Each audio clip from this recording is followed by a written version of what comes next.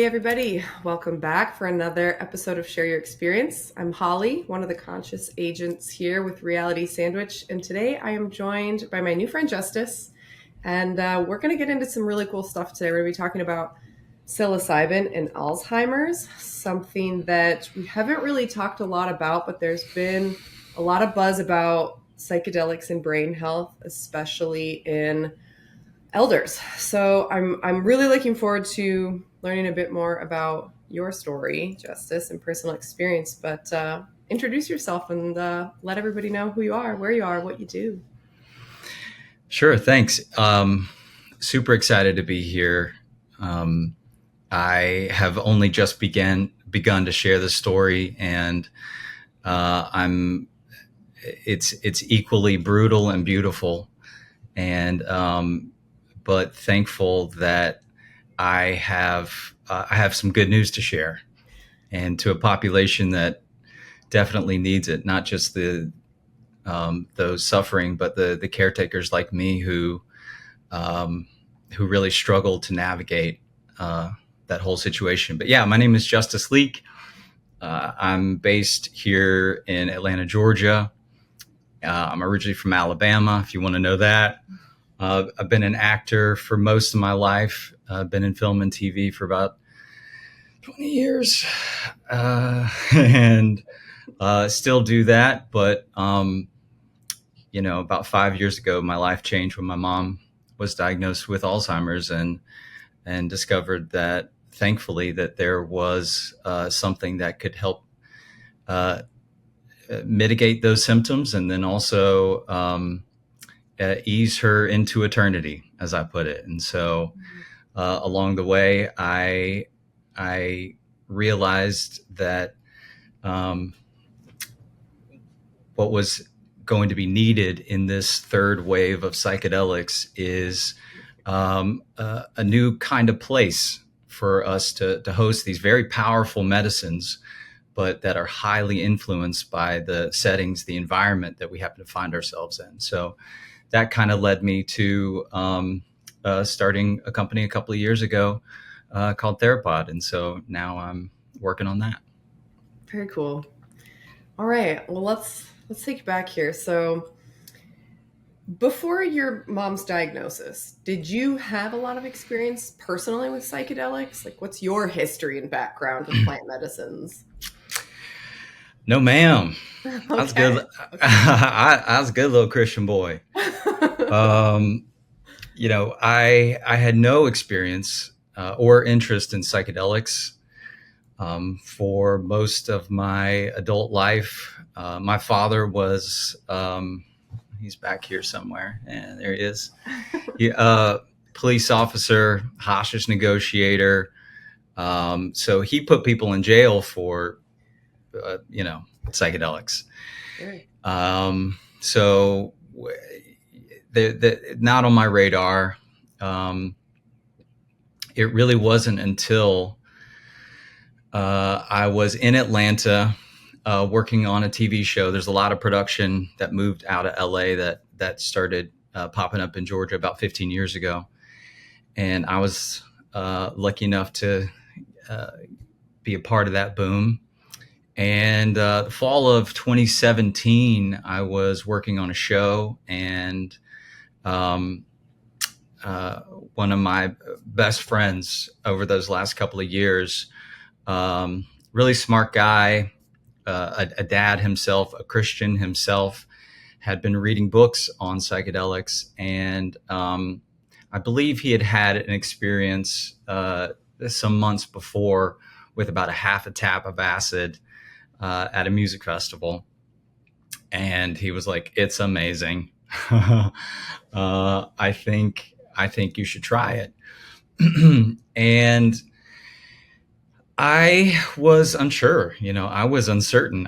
Is it going to scramble my brain? Is it going to, am I going to see spaceships and aliens? Will I be irrevocably, damaged going forward? These were all the things going through my mind. They say that you're never the same. Well, that's true, but that may not be a bad thing. Yeah. That, That may not be a bad thing. But so he he had read enough about it, and he was responsible enough about it that I felt safe. Like I was like, all right, let's do this. So that first experience was a, a tab of acid at a park where we could hike, and there was lakes and people, and it was one of the most edifying, rejuvenating, sort of grounding experiences, spiritual experiences that I had had since I was a child. I always was kind of a spiritual kid growing up in the Christian church. I I was paying attention, uh, and my mama loved the Lord. My dad did too, and I was really really connected to it. But as I became a teenager and realized that, um, I'm a boy who likes other boys, and those people are the worst of sinners. That began this kind of split, and I didn't know how to talk about it, and I didn't feel safe, and it was really heartbreaking for me because I felt called into helping people, into mission work. I'd done a couple of mission trips, and I had tried to be a part of church, but there was, in the 80s and 90s in Alabama, there was, you can't be gay and Christian. No wiggle room. Yeah. Nah, yeah. And so I then became sort of disenfranchised by the church, and therefore my spirit life, because I eventually had an experience that made me realize that, okay, I was made this way, and this is maybe not an abomination, that this is part of who I am. But I still didn't have a home, and the gay community was largely rejecting of church and the spirit world. So while I was in LA, that got no better. I went to some churches that were gay friendly, but they were just too gay. I mean, they had the rainbow flag draped over the cross, and I was like, I appreciate the Right. the sentiment, but it shouldn't be like the central point of it. Right. So I say all that to say, my spirit life, it just got quiet. It got non-existent until this 2017 experience on that acid with my best friend, and it felt like coming home, is the way that I described it. And I settled in, and I was able to let go of some old thought patterns, and it was just an amazing experience. So that was the first experience. And then about 7-8 months later, that same friend invited me to a music festival, of which I didn't know any of the music, or any of the people, but I was like, sure, let's go. And on the second day or whatever, we're gonna go. Here's your tab. And he was like, he gave me a little bit more than just the one this time, and it was awful. It was awful. I can remember as it was starting to kick in, it was a very hot, kind of muggy, late afternoon. It was getting into the evening. And we were walking from one stage to the next. And as we were walking through this little forest, I saw a phone on the ground. And so our group kind of stopped, and we're looking for the person who might have dropped the phone. And I'm starting to feel uncomfortable. I'm like, whew. Ooh, is it hot in here? It's like, wait, I need a breeze. And looking back, of course, I started to make all these connections, but I started watching the people pass by and they all looked uncomfortable. And it was like my attention was like focused in on like the corners of their eyes or their mouth or their whatever. And I was like, oh, what? Like everybody's uncomfortable. Everybody's hot. Oh no. And then one of my friends who I was with, he was talking to some guy and they were kind of talking close to each other. And I thought that they were going to fight. And I'm like, don't fight. No, don't do this. And my friend's like, we're not about to fight. No, what are you talking about? And he does martial arts and stuff. He's like, I wish somebody would fight me. Nobody's going to fight me. And so kind of looking back, I'm starting to see that my internal state was being reflected Right, right. outside of me. And we don't have to get into the whole story, but then there's this misunderstanding, and then I'm separated from my group, and then I go into this hellscape of there's too many colors. Like I'm like, why is Oh my God. everyone wearing all these colors? And Too is much this a everything. cult? Yeah. It's yeah, you know. And did I ruin my friendship when I said this or did that? And it was awful. Um, and but one of the turning points was, and one of the folks from our group ended up babysitting me, Mm. and we were at the back of this one stage, and it was kind of like a jam bandy situation, and the music was like, all wonky and weird. And I'm looking at her face, who I barely know anyway, and it looks like it's shifting from like an angel to like a demon. And I'm like, oh, this is awful. And I'm like, I don't know what drove me to do this, but I saw this speck of glitter under one of her eyes, and I was just focused on that. I'm like, well, that's pretty.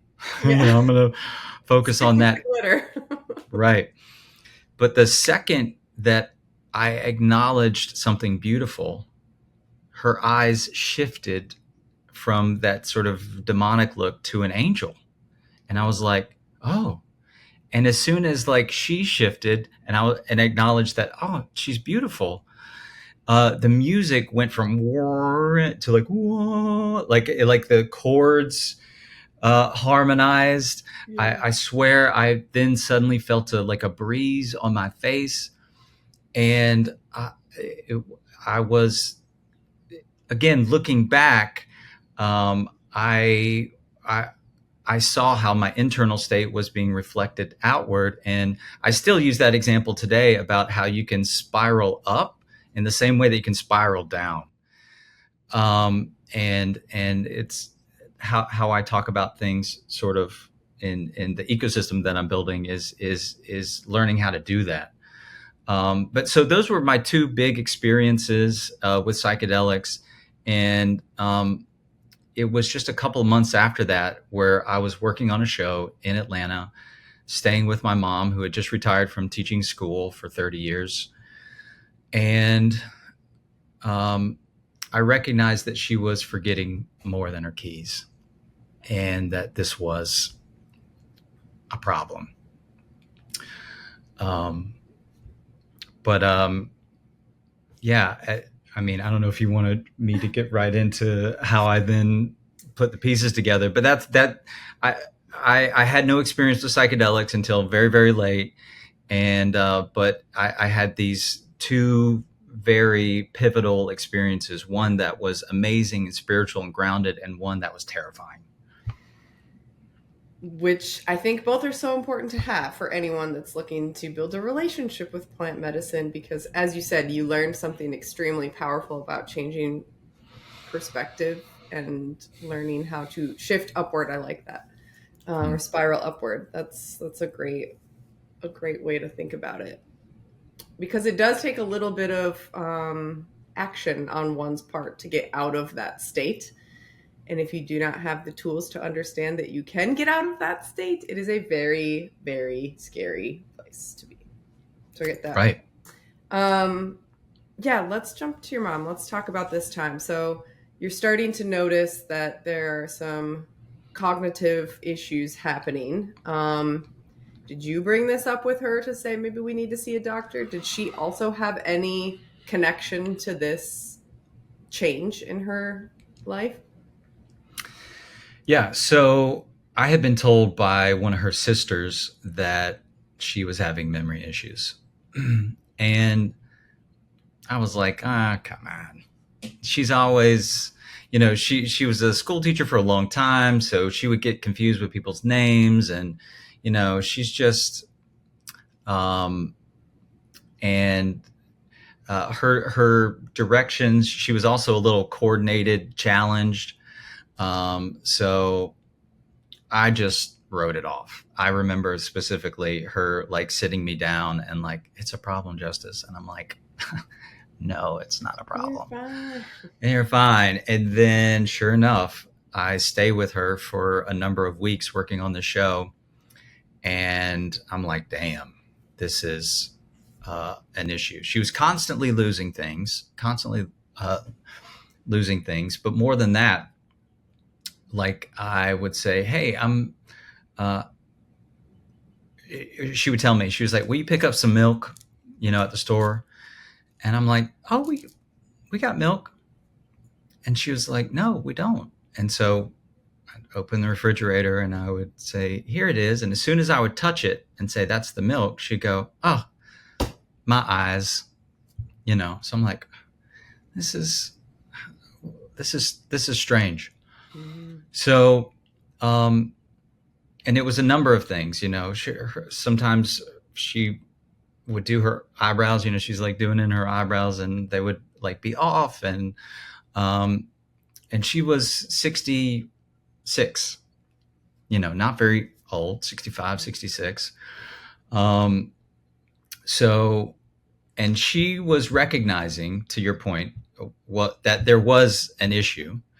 But she, of course, couldn't be cognizant of all the things, because you don't remember that you forget something if Right. you don't remember it Exactly. happening, Yeah. right? Mm-hmm. So it really took me being there daily to really notice, because anybody else who comes in and out for an afternoon, you're just going to write off the small things, Sure. You're just going to, just One-off like I did. little thing. Yeah. Whoops. What happens to the best of us, sort of a thing. Yeah. Right.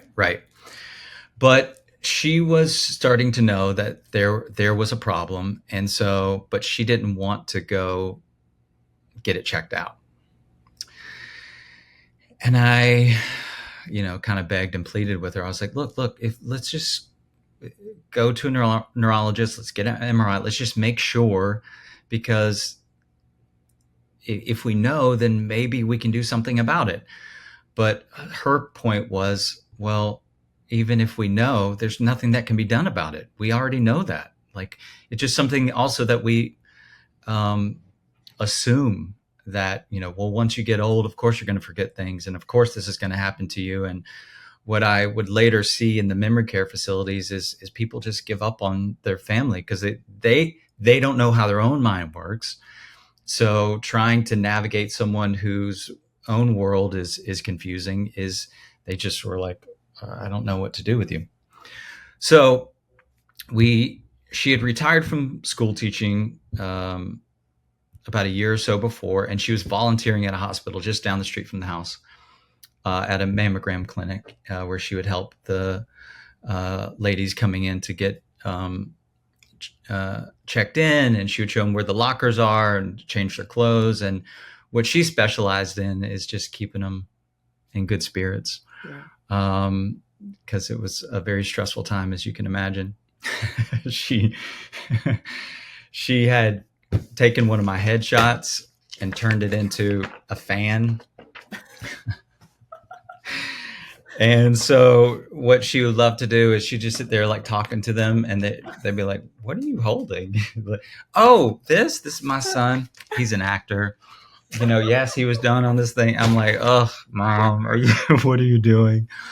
And she was like, no. She's like, Justice, they need it. They need a distraction to something else to think about besides what they're going into. And I was like, oh, embarrassed, because I was never as successful as I thought that they should be proud of. Do you know what I mean?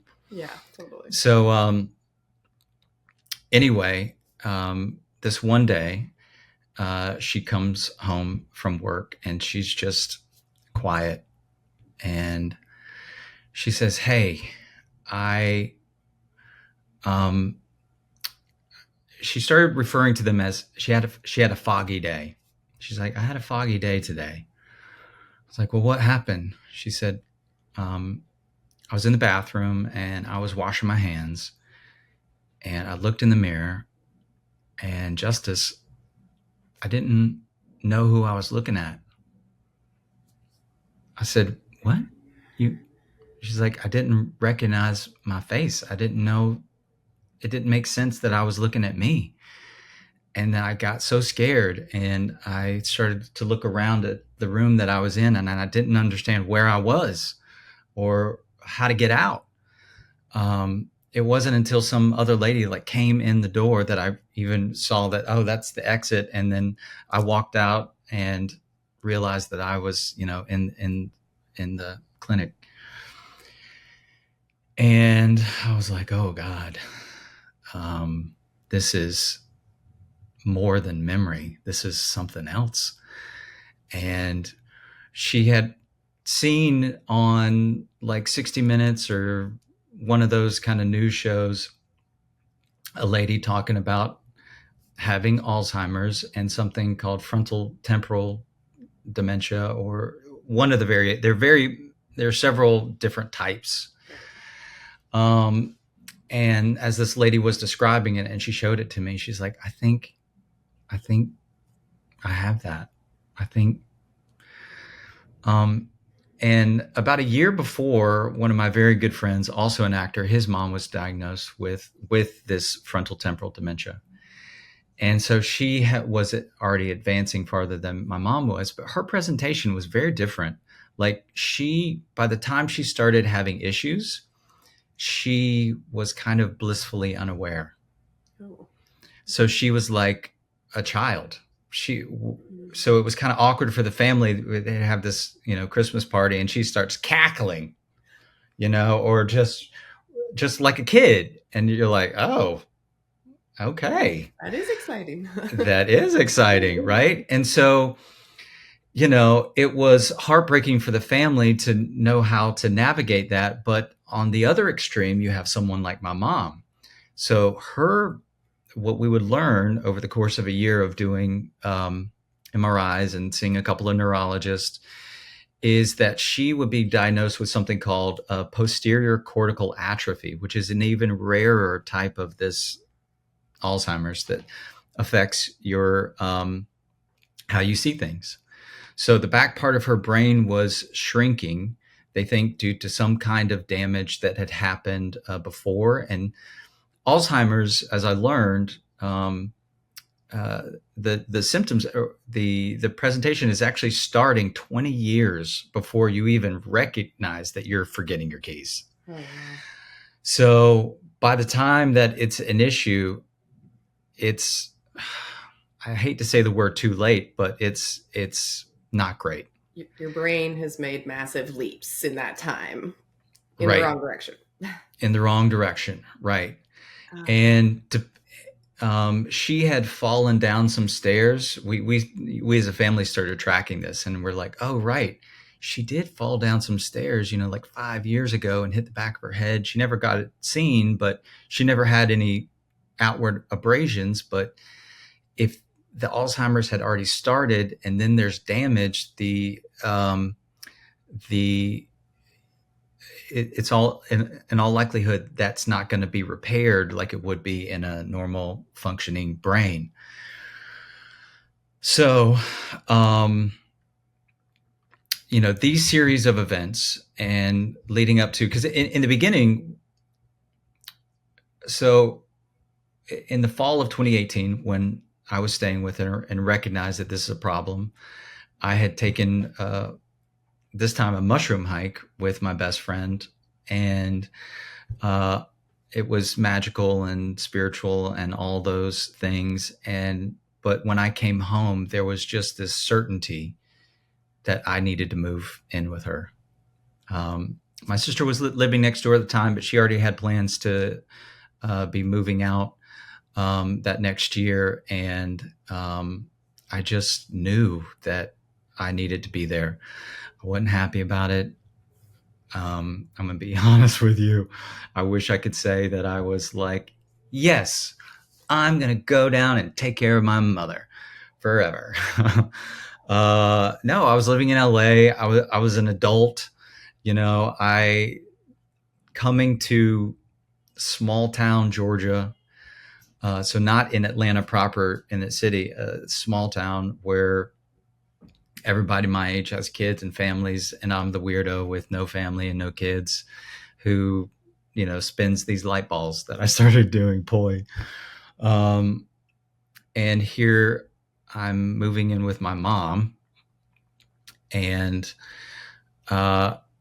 with this disease that's only going to get worse. And how long is that going to take? And what is that going to look like?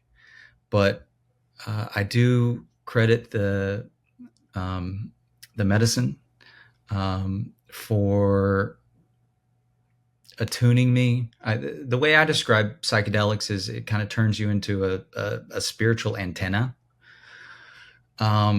So it is important where your mind is directed and where your heart and intention is really, really directed. And mine was certainly directed towards God, listening. And I felt like he gave me that assurance that this is what I was going to do. But as these problems were starting to stack up, I had stumbled across this video on YouTube of an fMRI scan of someone undergoing LSD. Because like my friend who introduced it to me, I'm kind of a nerd. So I then went on a deep dive of podcasts and books and what is this magical crazy Why does medicine? this happen? Like what are the underpinnings? And I've always been fascinated about how the mind works and how people work, and my work in performance and trying to understand other people, and wanting to help, kind of was a natural fit, kind of looking back. But I saw this brain scan and I saw that it was just on fire. And I'd, of course, by this point, run across Roland Griffith's work at Johns Hopkins. At that time, he had been going for about 15 years, treating end-of-life cancer patients, and mitigating those end-of-life anxiety and depression. So I knew at minimum from his work and my own experience that there can be some peace of mind. That can happen. But there was very little talk about actual, cognitive improvement, or motor function improvement for people that have a neurodegenerative disease, or TBI. Of course, now there's a lot of that out there. But that combination of things and my own reasoning was like, I think this could help. I really think that this could help. And so I started pitching the idea. How'd And that land? well, let's just say she was very familiar as a third grade school teacher with fairies and gnomes, but she had no interest, or no plans to visit the fairy kingdom. But this was terrifying, what was happening to her. Sure. And she saw the change that had happened in my life. So I think that helped. I didn't turn into, no offense, a deadhead, or, just, right. I did start wearing a lot more colors, but,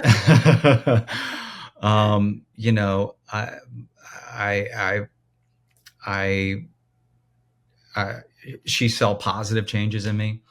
I started showing her, and it took months, but I showed her Roland Griffiths talking. I showed her other TED Talks, other old, white guys saying that it's non-toxic. are Yeah. talking about this. Yeah. Hmm. Yeah. And so it was a process. And again, my father, who had passed some 15 years before, used to put people in jail for this, but he had also become an alcoholic. And I had then learned um, that, the US government knew back in the 40s, 50s that acid could help cure alcoholism. And let me tell you how that made me feel as a boy named Justice with a sister named Liberty, whose father loved this country, to find out that the very thing that he was putting people in jail for could have cured what was that something that plagued him for most of his life. Um, I had real issues with, still do. So that soapbox, don't get me on it quite yet. Um, but yeah, so I showed her these videos. I did these, and as things got worse, ultimately she said, she believed that the God of creation, whom she served, would have provided a path through his creation for healing, and that God didn't make these mushrooms illegal, but that also God doesn't have to use mushrooms to heal you, but he can. But he can Sure. do There you go. he can do it too. Free So will that there. Yeah. well, um, so in May of 2019, we still would not get the official diagnosis till about January of 2020, but we were in the thick of it. Things were getting worse. She'd driven on the wrong side of the road, and it scared her. Um, she trusted me enough. I got about we did about 2 grams of mushrooms. I blended them dry uh, in a coffee grinder, put them into some capsules that she could just swallow. And the idea was I was going to play some music and we're going to spend some time out in the garden and Give it a hope for shot. the best. Were you And, going to be doing this with her or just holding space for her? the first time I was, just going to hold space for her. Okay. But I had been dreaming about it, though, about having some magical shared psychedelic experience with her. And as a filmmaker and writer, I was already imagining, because she loved the fall. She loved the leaves. Like that was her favorite time of the year. Um, Even her family called her Miss Autumn, because this one Halloween, they're a very, very poor family, and she was trying to rustle up some candy to give to her younger brothers and sisters, and she didn't have a costume, but she went out in the yard and she picked the red and the yellow leaves and she pinned them to her, and she walked to the neighbor's house, and they're like, "Who are you?" And she's like, "I'm Miss Autumn." that's, that's So perfect. yeah. So anyway, I had imagined that I would one day take her on a fall hike. She would take these mushrooms. We would get lost along the way, but she would have a breakthrough, and she would be the one to figure out how to get us back home. And I would know that the medicine had worked, and I'm going to heal her. Like that. That was Yeah, how yeah. I had pictured it to happen. But this first time, it was pretty tame. So what Uh, was the dose that she took the first time? About 2 grams, just Okay. maybe under 2 grams, like a gram and a half, maybe. Okay. Um, I wanted enough to get her to make it meaningful, Sure. but not, too much Like on the ground. Yeah. on the ground. Yeah.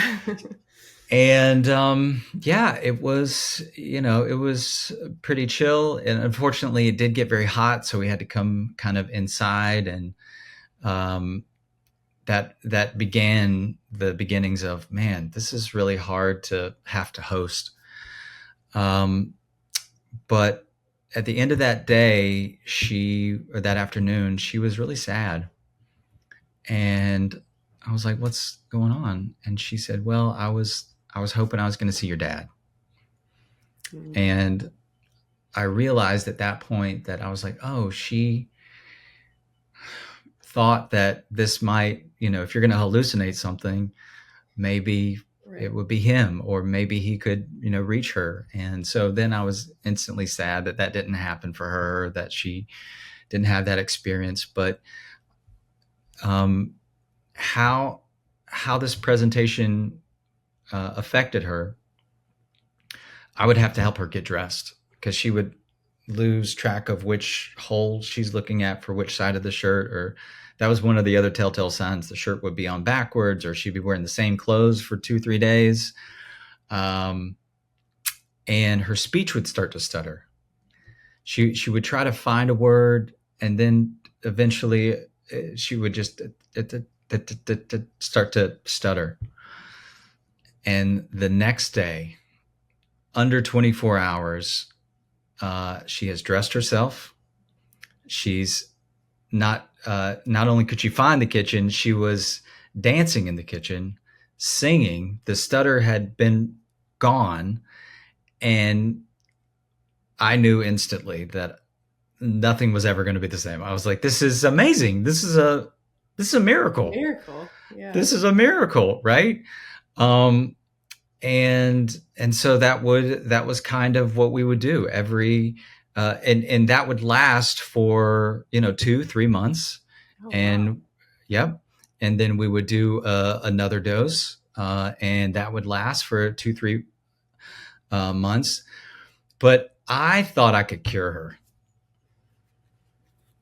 I thought I could do it if I could just get her to do more, because the more that we did, the longer the impact. But she was always so nervous to take a whole lot, because she didn't like altered states of consciousness. That's it. Did she like the experience of being on the mushrooms themselves, or was she like, I'll do that so I can get this? Yes. Okay. It was that. Yeah. It was that. Though, and I have videos of this, I mean, her like dancing, the way that woman moved before psychedelics and how she moved after, completely different. Like in the last few years of her life, she lost a whole lot of weight. We were walking 3 miles a day. She changed her diet. Again, my mom was very conservative, but that woman's hips don't lie. I mean, she moved in ways that I had never seen her move before after these experiences.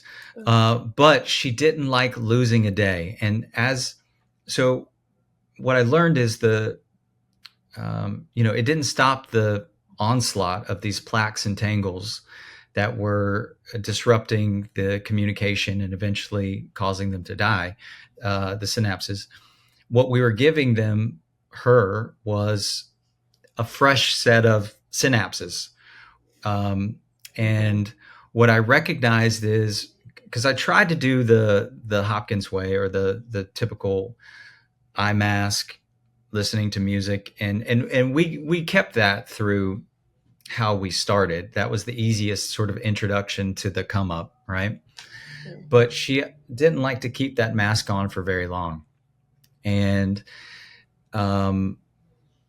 so usually it would be like an hour and a half. I'd have her set up with headphones.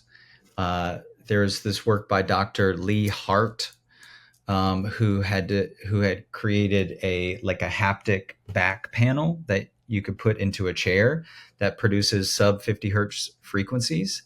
Cool. And because he deduced in one of his TED Talks that I found on YouTube, thank God for YouTube. Thank God for YouTube. Is that he when he isolated certain frequencies, like 40 hertz, um, it could produce this biological change, and he started using it with Alzheimer's. So would have people who had the presentation of dementia um, lay on this haptic back panel, listen to a soundtrack that is infused with these 40 hertz or the gamma um, frequencies. And when they would do this for 30 minutes a day, their dementia symptoms plateaued, like they never got any worse. And this was just sound.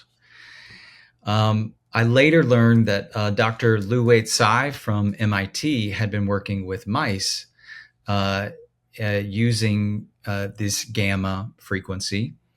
So what I've since learned is that your brain loves to transmit information at 40 hertz. That's the frequency it likes. But in an Alzheimer's patient, because of these plaques and tangles, the frequencies spike and they dip, and when they're not connecting enough times, they eventually die. Or there's a technical term for it, but firing somehow. Stop firing. Yeah. Become unusable.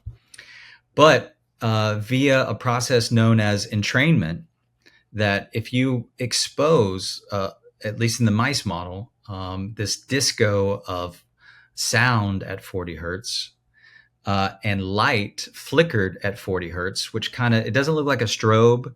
It's just kind of like a candle flicker. That when you take it in with your eyes, your brain starts firing at that 40 hertz.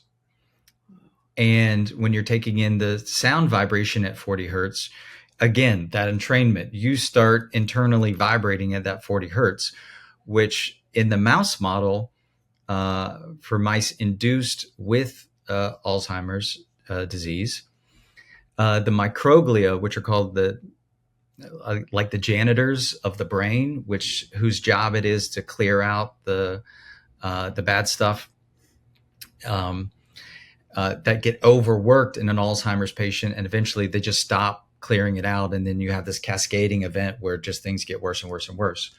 So what they found is that this disco of gamma stimulation actually causes the microglia to wake up and start doing their job.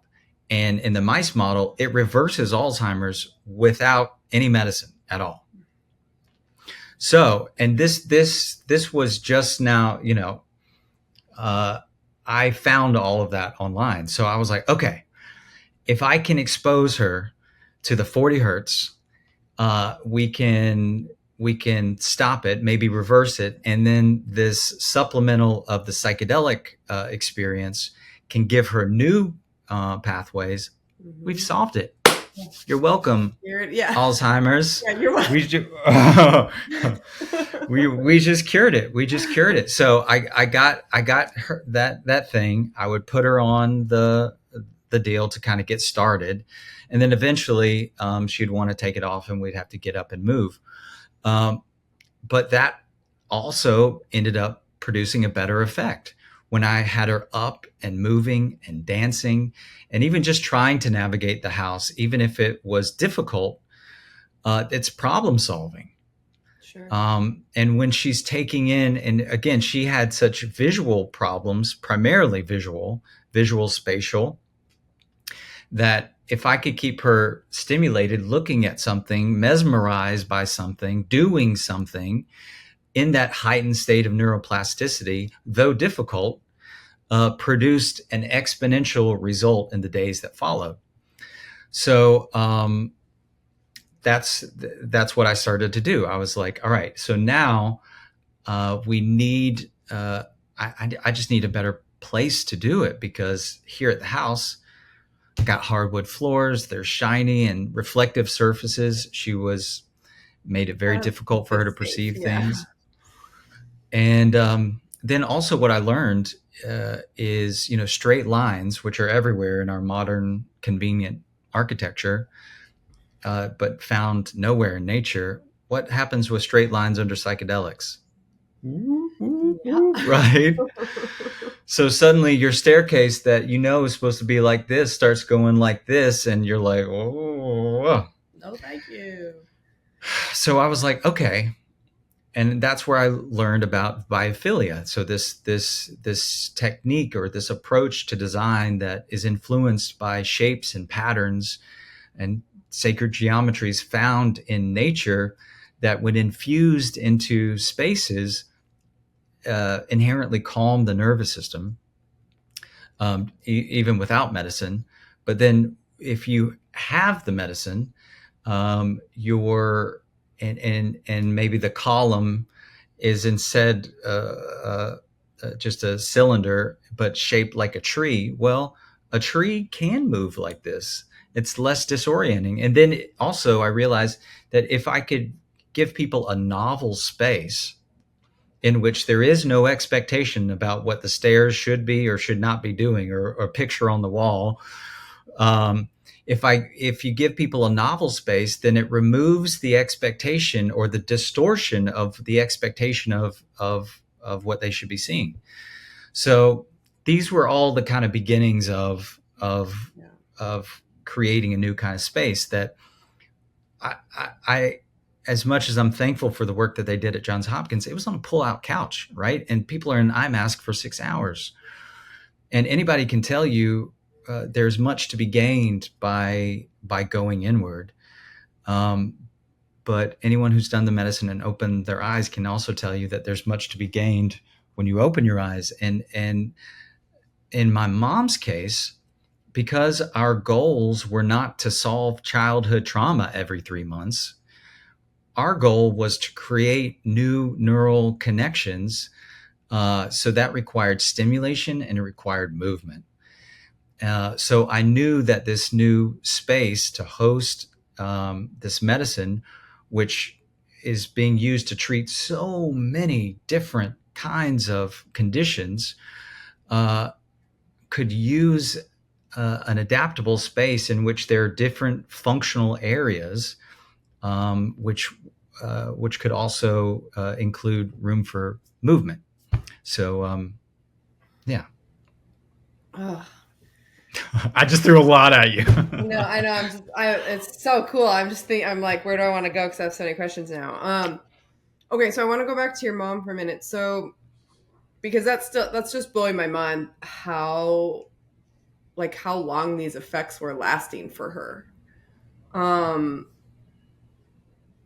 and I totally can understand why she's like, I don't, would not have loved the experience of psilocybin, but was grateful for these after effects. So, kept coming back to the medicine. How Well, long, like, how long were you guys doing this before there was a point where it was like, okay, like, we're not going to be, we're done with the psilocybin now. Like, we've done what we can do with this medicine for her.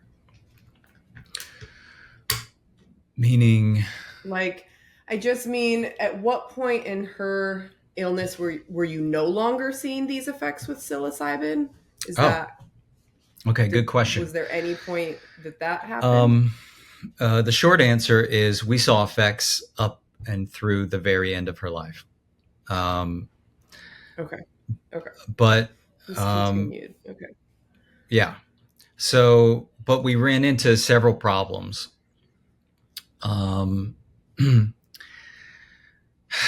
so here, there was twice that I decided to give my mother LSD instead of psilocybin because it was going to be easier for me to sort of dose out, and I believed that that could produce an even better, more consistent result. Um, and it was true. The two times that she did the acid, the effects were unbelievable. But the experience was so long. Mm, uh, sure. and so disorienting for her that she never wanted to do that again.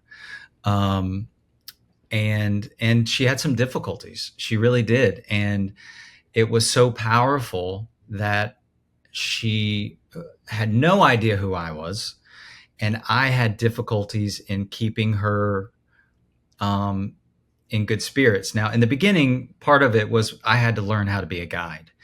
In the beginning, I was just on pins and Yeah. needles looking for her to be scared or suffer. And then I started to learn that, oh no, she's taking all my energy. I need to just project all positivity and all love. And so I got better about doing that and just learning how to set the tone. And then I also started to use music and frequencies. So I found um, YouTube. 432 hertz was a good one for us. And I found this one track that had uh, like birds chirping in the background and a river, water flowing. And so I would just have that reverberating in the living room. And what it would do is it would kind of keep her psychologically buoyant. That very nice, I forget what chord that is, but it's just, it's a very positive chord. And of course, the birds influenced how, she loved nature. So I started realizing that the environment can help to set the mood. So not just music, and music that she could dance to is one thing, but sometimes when we get tired, you can't be dancing the whole time. Yeah. So there are these other ways that we could just kind of set the vibe through frequency alone. But yeah, one of the most powerful experiences was when she had done the LSD, and she would talk about, of course, seeing all these colors and just insights into the nature of God and love. And she was like, "It's all love, it's all. That's what this is." And the what I'd often like to do, if at all possible, was to take a walk around the neighborhood, especially as she's coming down. I would try to do it just in the early afternoon, so that by the evening she's ready to go to bed. And I have lots of interviews of her because I'm doing a documentary about it. She allowed me to film her before, during, and after treatment. So I'm super excited to share that with the world, and I'm raising money to get that off the ground and going. So there's all these little nuggets, but the only way that I could get her to go to sleep on treatment day was to take a half a Xanax. Now, she had a prescription for that, but she did not like taking it. There were people in our, in our friends and family circle who I think she saw rely on that, and she did not want to do that. So in the beginning, she was willing to sort of take it, but the second time that I gave her the LSD, she just wasn't settling down. And it's like 10 p.m. and I'm like, man, we've been going all day. I need her to take this. But what I learned is, because in the latter couple of years, as soon as the medicine kicked in, she had no idea who I was. So I had learned not to be like, I'm your son, or I'm this. I just was a friendly helper. And if I reminded her of her son, then great. If I didn't, then great.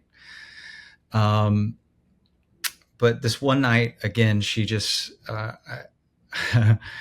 wasn't getting tired, and we've been going for a while. So I was like, it's time to take your medicine. And she was like, I don't take medicine that's not mine. And I was like, well, this has your name on it. And she's like, yeah, but I don't know who you are. And I was like, So I brought my nephew in there, who's in his 20s, and I was like, maybe she'll trust you. Nope, didn't work.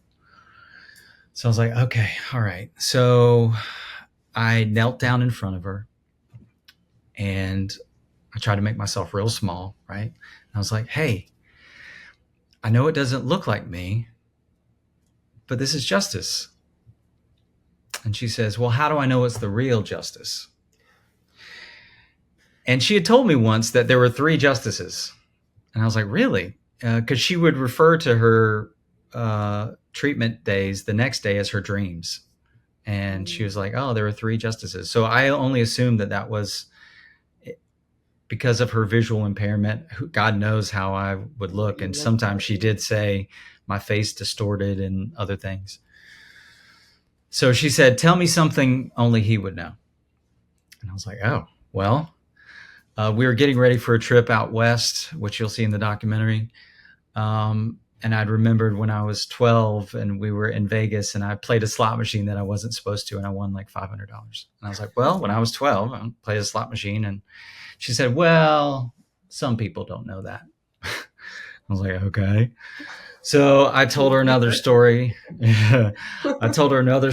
Still wasn't quite buying it. So finally I pulled out my trump card, which was in the throes of my father's alcoholism, bless his heart. He was never violent. He was a sad drunk. He was dealing with a lot of stuff.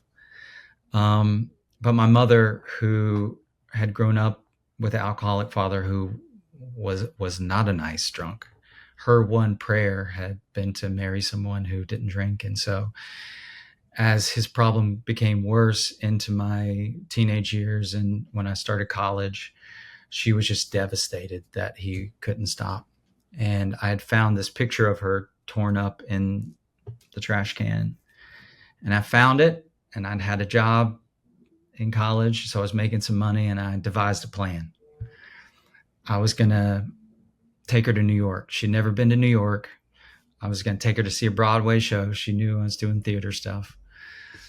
And so to surprise her, I wrote a story about her being a princess unaware, and this king to the north had invited her. She was a school teacher. She loved imagination.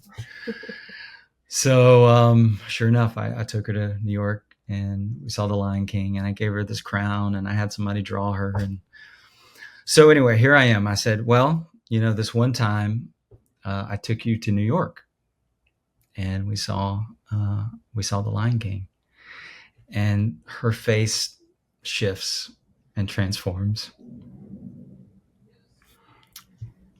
And she said, oh, that was such a good Christmas. And I hadn't told her that it was Christmas. So she believed me. She took the medicine. The next day, she said, in my dream last night, I remember that you were upset that I didn't recognize you. She said, but I could tell it was you, but you were wrapped in plastic. But with each story that you shared, it was like a different layer of that plastic was pulled back until you shared the story of New York, and I recognized it was the real Justice. And so I'm actually taking that moment for the documentary, and I'm going to recreate it, sort of dramatize some of these elements of what her visual world, what she was experiencing during treatment, but also her waking life, where that was kind of mirroring, excuse me, a psychedelic experience. And we're going to recreate some vignettes with other actors playing mothers and sons, justices and moms, because I really don't want it to be about just this justice and his mom, Darty. I want people to see that it's a mother and a son, and in the multiverses of mothers and sons, I just happen to be hers. Your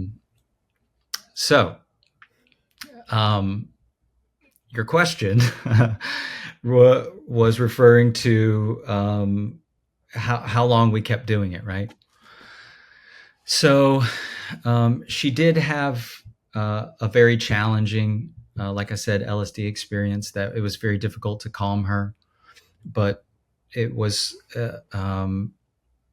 so impactful that I almost felt comfortable with her driving again. Like she was able to spot a glass bowl in a cluttered garage, and me and my sister were both like, "What?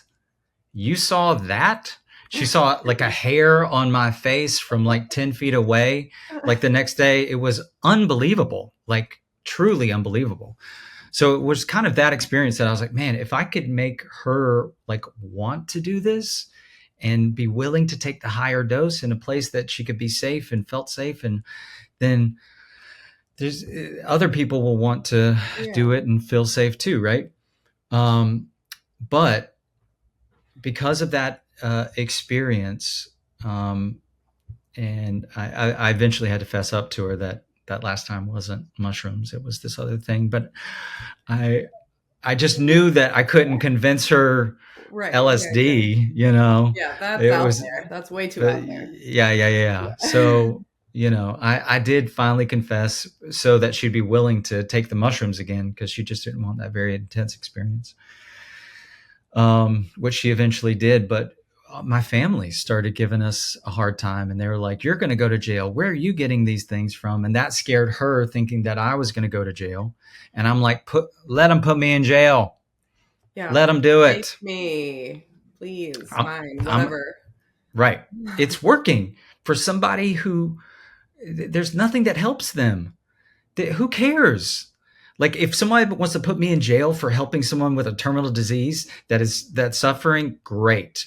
I'm going to film it and we'll get that law overturned tomorrow. Yeah. Because I'm telling you, if the rednecks here in Georgia knew that in those cow patties could help their grandmama, and that they're passing laws where you can't even hold the spores, then you know we're going to march to the Capitol tomorrow. So And I it's was like, it. I mean, I'm speculating here. Obviously, I can't prove this, but like, this seems to have literally and truly extended her life.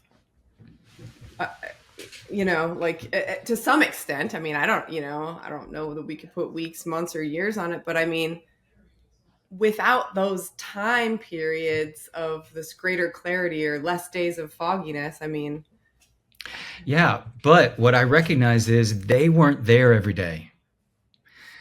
And because they weren't there every day, they didn't see the dramatic improvement from day to yeah, day. And they were incentivized not to see it. sure, Because for them to acknowledge that these drugs, and therefore people who did drugs, uh, are people we put in jail, are people we don't associate with. Now, don't look at my CVS, yeah, pharmacy prescription, because those aren't drugs, yeah, right? no, And most of them were on all those kind of drugs. And bless their heart, I don't blame them for it. I feel like they're in the fog, and what I'm really fighting for is for them, and other families who mistakenly believe that our drug laws are designed to protect us. If that were the case, alcohol would have been illegal long ago. yeah, Um, so I don't really blame them. I just feel that they were incentivized not to see it. And so they just stopped acknowledging it. I would send before and after videos in a group family thread, no response, none. But they would post a picture of so and so at their, prom this week. Oh, doesn't he look handsome? Like they wouldn't even touch it. Isn't that crazy? And then when I raised my hand at the neurologist office at a very prominent university, which I will leave out for now, he said, "Well, that's not what we're studying here." Well, guess what they're studying now? Psychedelics with Alzheimer's. So my mom and I really had to go underground, and we had no support. And it was she was embarrassed of taking them. yeah, She also felt like if she were to enjoy them, then she was doing drugs. right, So what we, we would how we learned to sort of start the intention was for a prayer.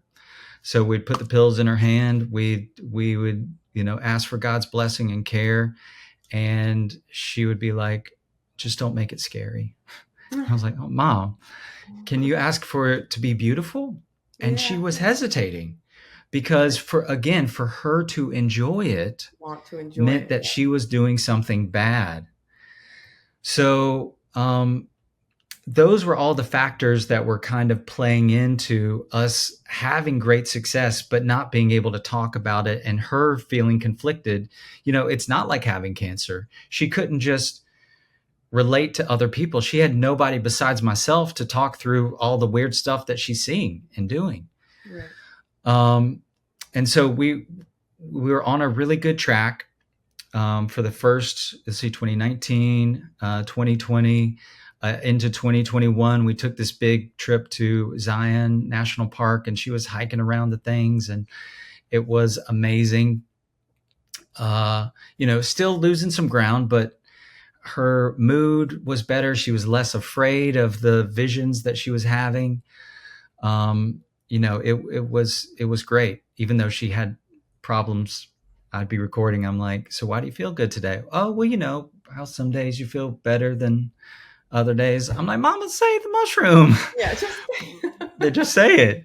But sometimes she would wake up the next morning, and I'm like, well, you're feeling good. She was like, well, yeah. And I'm like, oh, because she couldn't remember yesterday, she didn't know that today was any different. And so I'd literally have to show her videos, and I was like, this was you yesterday. You couldn't finish a sentence.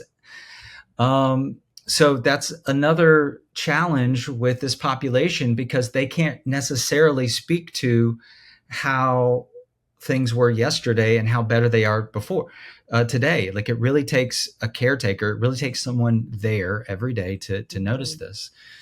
And then the turning point happened in the spring of 2022. She had a bad reaction to an antibiotic. What a lot of people don't know is people don't die from Alzheimer's disease from forgetting something, unless it's the stove on, right? The house burns down.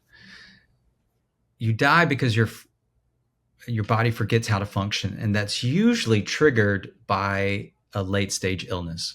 So 2/3 of all people with Alzheimer's die from the flu. They get sick for a couple of weeks. They're in bed. They don't move. And at the end of that 2 weeks, their body has forgotten how to move, or forgotten how to breathe, or forgotten how to talk. So hers wasn't that. I was terrified of COVID, because now, as she's diagnosed, now there's this silent, deadly disease that I could give her and not know that I even had for 2 days. That's another story. But so they thought she had a UTI because she was starting to act weird and strange. It ended up being that she was just backed up. She wasn't defecating, and it was causing some issues. But UTIs are common in that population because they forget to wipe, and there's other things that happen. And so they just proactively put her on an antibiotic that none of us knew that she was allergic to. And it was a nightmare. For days, she stopped wanting to have clothes on, so she's just naked, and things were so confusing that she kept her eyes closed, and she was just kind of like rocking, and I was having to keeping her from like biting her hair and like hurting herself. Truly a nightmare. She started having some pus and things like happen over her eyes, and she says to me in a moment of clarity, she's eyes closed, she's like, "Justice?" And I'm like, "Yes, ma'am." She says, "Save me." And of course I had stopped giving her these mushrooms because, see, there's this whole new thing happening. What am I going to do? And so I gave her all but the final pill of that ciprofloxacin, because at that point I was talking to some other doctor on the phone. Of course, it happens over a weekend, so you can't get anybody. And he was like, the Cipro should have been working. Just stop it. And so I was like, okay. So I didn't give her the last one. And eventually she started coming back, but she didn't come back the same. She now wandered the house nonstop for all waking hours as she was sort of like Helen Keller trying to figure out her environment, like holding things and playing out little dramas with school and come over here, kids, and where's this and that. And I had this whole new animal to deal with. And I was afraid to give her stuff. I didn't have the support of my family. I didn't know. Well, this is just a totally different starting point. So there's different risks to, it's just. Right. So but I knew I needed to protect her because she was mistaking. She would think she was seeing a chair and she would just sit down into the floor.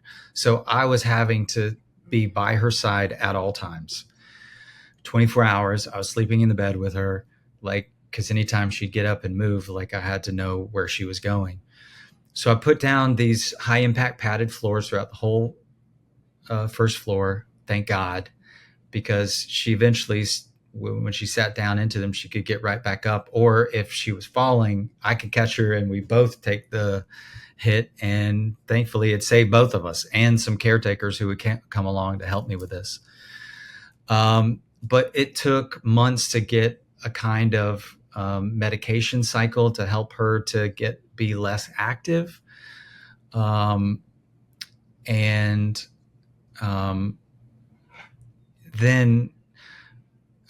I needed help because she couldn't be left alone at all. And so by that summer of 2022, it was costing, for me not to take care of her, it was costing $432 a day, $18 an hour for someone to be there. She was a school teacher.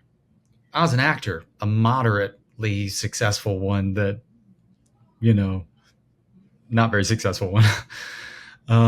And that's a whole lot of money. So we were running out of it fast. My family wanted to put her into a home, but I looked in the memory care facilities. They are not equipped for what she has, and they don't know what they're doing. So I started a GoFundMe. It got us a little part of the way. I was hoping to share her story on this news program that ended up falling through. And basically, we had to sell the house, and she had to go into a memory care by the fall of 2022. Not because we hadn't seen success with the psychedelics, but because this acute situation had driven her into these kind of late stages where, like, her face wouldn't really express anymore, and she would start to talk and then find the next word, so that her voice modulation kind of stopped.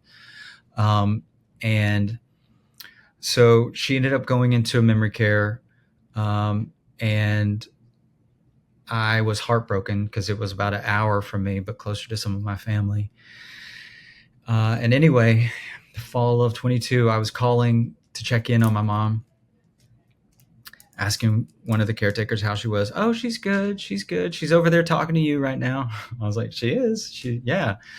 She keeps talking about how you used to give her stuff to help her head. I said, she's saying what? Yeah, she keeps saying that she wants the stuff that you give her that makes her head, that fixes her head. I said, I'm going to be there tomorrow. On my way. Yeah.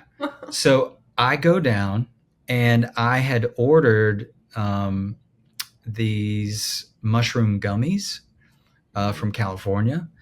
Because at this point she couldn't swallow pills, like she had to eat it. So anyway, I get down and I'm like, hey, mama, I heard you wanted some of those mushrooms to fix your head.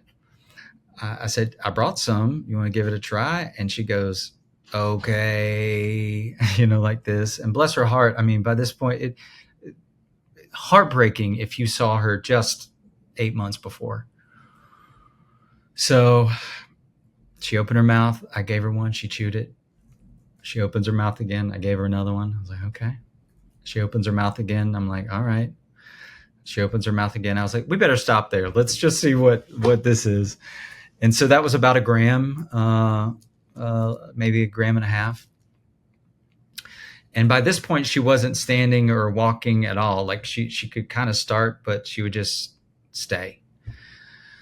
So I put on the 432 hertz, the birds chirping, and she, again, her eyes were mostly kind of closed, but within 45 minutes, her eyes are open and she's just staring up at the ceiling. And I just talked to her, you know, words of love, words of affirmation, you know, whatever I could do. So we did that for a couple of hours. And then eventually I'm like, I'm going to take you on a walk, which meant I'm going to put you in her buggy, her wheelchair. And I was just going to take her around the complex. This was on Thanksgiving that year. So sure enough, I'm taking her around and I'm talking to her, and she hadn't really been communicative.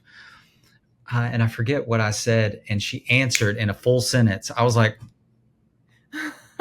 oh, anybody hearing this? yeah. I was like, are you kidding me? So I was like, it worked. You know, it worked.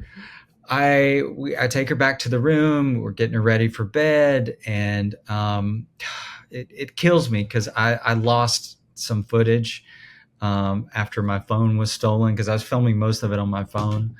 And this is one of those moments that I haven't been able to find. I'm still hoping that I can come across it. But we're in bed and I'm saying, hey, you still feeling those mushrooms? And she goes, yes. And then she starts talking. And I had learned by this point that she could be using wrong words, but because I had been around her so long, kind of like a kid, I'm like, oh, she's telling a joke, or, oh, this is, you know, this. And she said something about sex, ha, ha, ha, ha. And I was like, what? Did you just say a sex joke? I was like, this is amazing. But I don't tell her caretakers because, again, there's kind of this war between my family about them not wanting me to do these things and me doing them. Yeah. So and now I she's call living somewhere else under someone else's care. So it's even, you know, yeah. People are telling me to be quiet about it. I'm like, it helps her. Jesus. So anyway, I called down to her caretaker. I was like, how's she doing? And she's like, oh, Justice, she has been talking all day long.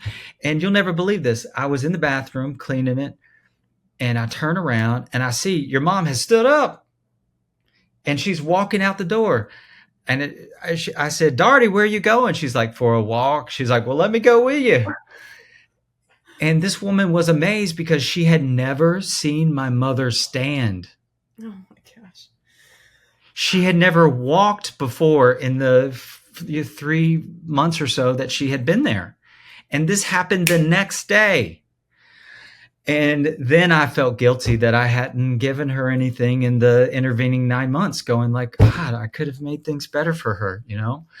And there's a lot of guilt around that, and feeling like, man, if I'd really just, you know, had kept data charts and these kind of things, I could have proved that this would have worked. And, but nevertheless, here we go. And, 2 more times, and she would pass in the summer of 2023. She contracted COVID, and when she did, I mean, she was bedridden. Things are gotten worse. The family calls and says, hey, we're all gathering around. Do you want to, you need to come. And so I came down there, and of course the family's all doing their thing. And I waited till they all left. And the doctor was even like, I give her a week, 2 weeks. So I said, hey, mama. And she's saying weird or wrong words, but I had learned to ignore all of that. I said, I got some of those mushrooms. And sure enough, she opens her mouth. I give her, she munches on them. I give her the 3 again. But this was into the evening. So I knew I couldn't stay there, but I also knew she wasn't going anywhere. So I played the music. I did the thing. I stayed with her for a number of hours. And then I left. And the next day, um, I hear through my sister's Facebook page that she had the longest conversation with her mother that she thought was even possible. She's like, we thought that she was all but gone. One of my aunts called me because they came back in that night and was like, did you give her something? And I was like, I did. What's she doing? She looks scared. I was like, she can't express her face right now. Just give her words of affirmation. You don't need to be giving her anything. She's under a doctor's care. I was like, anyway. So she would go on to live for 5 more months, have more conversations, for more family to come in and say their goodbyes. She was still, we couldn't, there was no going back. Mm-hmm. But that Mother's Day, and you see this in part of the film that I sent you, I'd found a Mother's Day card that I never filled out. And by this point, I knew she couldn't read, do anything else. I was like, well, I missed my chance. But something told me, just write her a card, go down and read it to her. So I did. And it ended up being kind of this ode to our time together.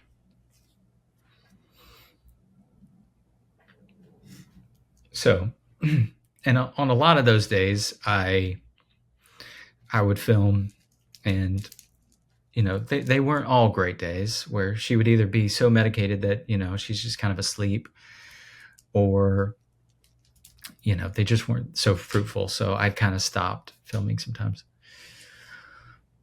But so anyway, I go down there. It's Mother's Day, and she's laying there and her eyes are closed, but that doesn't mean that she's asleep. So I just start talking to her, and I was like, hey, I got a card. I'm going to read it to you. And so I read it, and I'm filming it, and I finish. No response. I was like, damn. So I just, I busied myself, and I cleaned up the place. And I noticed a couple hours in, I saw her like scratch her nose like this. And I was like, oh, she's awake. So then I go back over there, get my camera out again. And I was like, hey, I got a card for you. You may read it? And she goes, mm-hmm. Like that. It's real sweet. And so I try again, and I read the whole thing. No response. And I'm like, did you hear that? I said, you're my hero. No response. And I finally say, well, I love you. And the second that I said, I love you, her eyes pop open. She looks right at me. She goes, my baby. That's my baby.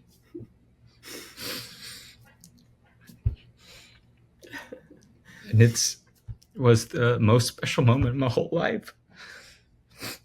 And,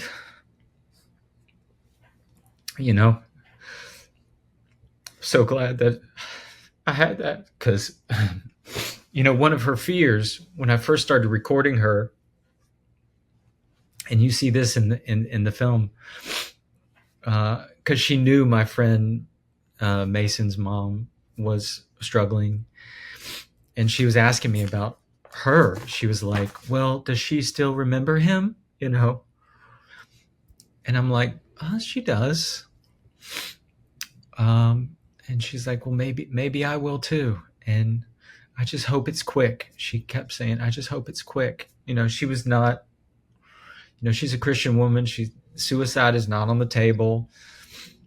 And that's why I really feel like she had been given this great gift, because she had this rare condition, which meant it could accelerate faster. And she had that reaction, which did make things not drag on, which was awful in the moment, but it did mean that she wasn't just in this kind of weird mixed state for very long. And then she got her other wish, which was that she still got to know me. up until the end. And, you know, as I saw it, my job was to make it the softest landing possible. And I was lucky to be there as her breaths slowed. And I mean, it was so soft. I didn't hear her land. It's an incredible story. You're pioneering something. You're pioneering this in such a big way, um, with no support, no medical guidance, but raw data right in front of you every single day. That was just like without a And doubt. I treated two other people with Alzheimer's. Um, It's amazing. It makes and my head goes to places like, what if you were saying something about how, the like 20 years before we hit this like critical point, this is already initiating. And Alzheimer's is complicated. It's an umbrella term for a lot of things, that variances, like it's very, very complicated. But I just think, like, what could a microdosing protocol for a long period of time in later life do ahead of some of these diagnoses? Would we ever see drop off rates? Would we push the average onset age out by 5, 10, 15 years? Or, there's just so much that we don't know yet, and so much hope that I have that we're going to be able to curb this. And I really believe that the work you're doing could be a catalyst for it. I feel blessed that we were connected, and I'm honored to have received your story today. So thank you so much for sharing it. I can't wait for the documentary, and to help spread the word any way that I can. well, thank you, for this opportunity. Because I haven't even posted that she's died on any of my accounts. It's been such a personal, and I have so many stories to tell, but because there's been this backlash kind of again within the family dynamics, which complicated things. I am certain that her story, she's kind of the perfect hero, a third grade Alabama school teacher who never drank or did drugs, Yeah. who not just had this terrible disease, but had a frightening form of it where you don't even recognize your own face. And she was able to live a better life through the end of her life. And you're going to see this in the film. Again, she loses so much weight. She's optimistic. And I also saw how it helped acclimate her to hallucinations and things. Because sometimes she'd be like, you see that little boy on a swing? And she'd be like looking down in the corner of the bathroom. And I'd be like, well, no. Does he look happy? And she'd be like, yeah. I was like, well, that's good. Great. You're great, right? As opposed to, no, why are you doing, and my skills, I also saw, were helpful with her specifically because of improv and acting. And one of the things that I want to get up and going is connecting improv actors with memory care facilities to be roaming performers where they can interact with them, because that's what they need. The staff are ill-equipped to handle engaging with someone, and that's what actors are good at doing. And that ended up kind of being a gift that I could kind of deflect or entertain or do that kind of thing. So part of my mission and my message isn't just about creating better spaces for this, but also educating other family members like me, because I've been told that, well, Justice, you got to have a double blind, blah, blah, blah. We got to know that more than just your mom would have these effects. And so, well, then I treated two other people with two different variations, and they both saw improvement in immediate ways. And I finally was like, you know what? I don't need any study to share my story, and allow people to hear this information, do the research for themselves, look into it. Because if we're going to wait for the FDA to say yes on something that they already know has medical benefit and established years of bodies of work, the fact that this ain't on the Today Show, because there are people slipping into this darkness right now. There are families suffering right now. So if I can help, because if you look at the indigenous practices, we would be doing this within community. We'd be doing this within family, and perhaps not every son or daughter or aunt or sister is equipped to navigate or be a guide for a psychedelic journey. Maybe the approach is like you're talking about with microdosing. Something that's manageable, that doesn't quite produce those strange effects. For my mom, we moved away from the microdosing because any little bit of it caused her vision and other things to get worse. So we would just like block out a day. Yeah. Let's just get it over with. I know I can, contain you. And we saw the added benefit of, Higher of dose. a higher dose combined with movement and stimulation produced the biggest result. Mm. So yeah, I do hope that the story and how I can help other caretakers perhaps do this with their family members, or help support that, or at least connect them to somebody who can. But then, the other part of this is that the psychedelics helped me deal with the stress and the trauma and the real life things that I was experiencing, that made it easier for me to caretake, so it's a resource for even those who have a loved one dealing with this. Well, I want to, if this feels like a really beautiful place for us to close, but I want to send people your way to learn more about Therapod, to learn more about the documentary. So where can people find out more?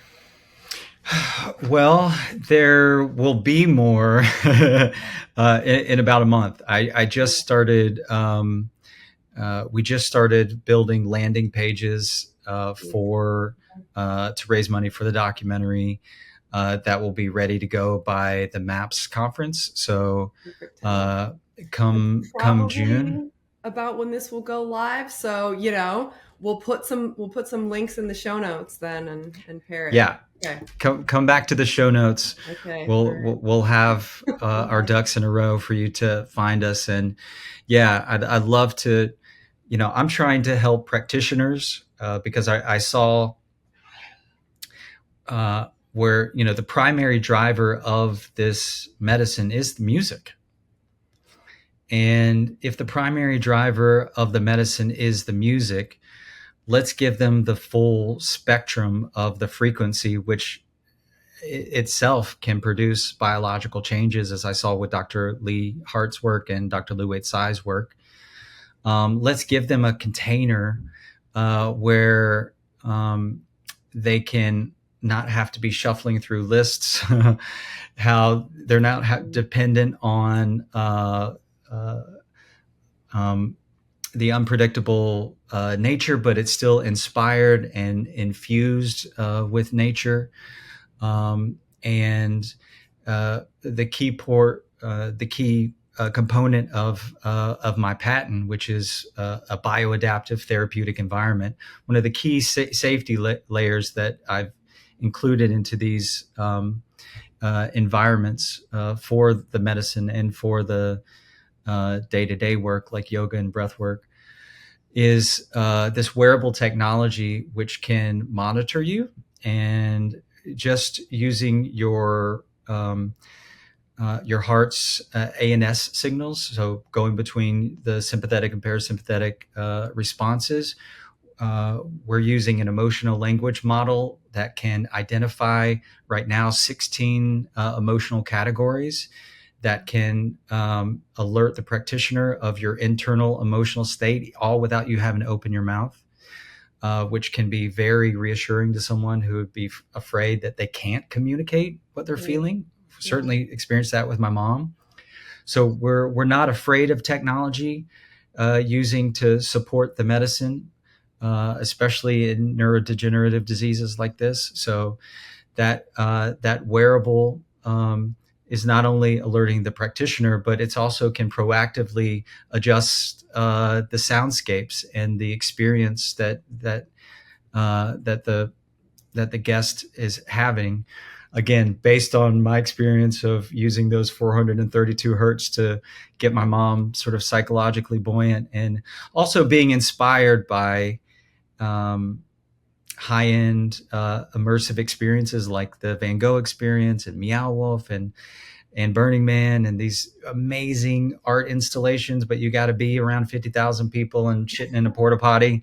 Yeah. I'm like, let's why can't we use these technologies to create beautiful experiences within a contained, safe space that's directed at healing? So that's really kind of the core mission of the spaces that I'm building and helping to support practitioners to give them kind of a turnkey solution where they can come and have a safe space that they can co-create with the guest what that ideal experience is. So anybody listening who's interested, or a practitioner or an artist or a collaborator, definitely come find me. We're looking for studies to use this environment within also academia. We're in talks to do a breathwork for PTSD study in Therapod with one of the leading psychedelic researchers in the world. So a lot of fun stuff happening. Awesome. Thank you so much, Justice. Thank you for having me, guys.